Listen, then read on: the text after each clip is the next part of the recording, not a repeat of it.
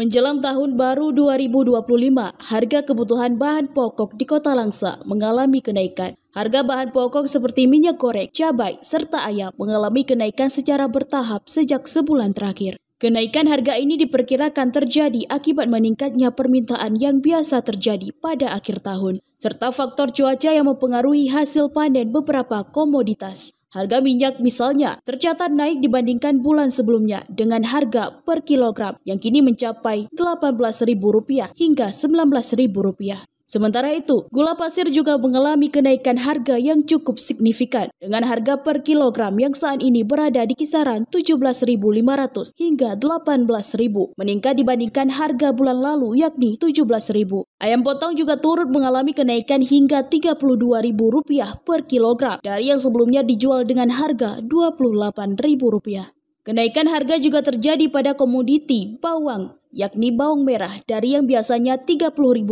sekarang menjadi Rp36.000 per kilogram. Bawang putih dari yang biasanya Rp40.000 kini menjadi Rp44.000 per kilogram.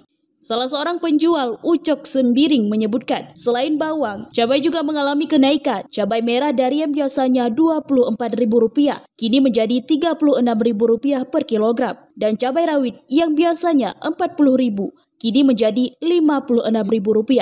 Rata-rata bawang naik dari bawang putih 40 ke 44, bawang merah dari 30 ke 36. Cabai juga naik dari 24 jadi 36 kami jual. Rawit naik dari 40-an sampai 56. Sementara itu, salah seorang pembeli Mdur mengatakan kenaikan harga bahan pokok yang bersamaan dalam sebulan terakhir membuat banyak masyarakat kesulitan. Meskipun begitu, dirinya tetap membeli sesuai kebutuhan. Nur berharap harga kebutuhan segera turun dan stabil agar meringankan masyarakat dalam memenuhi kebutuhan pangan sehari-hari.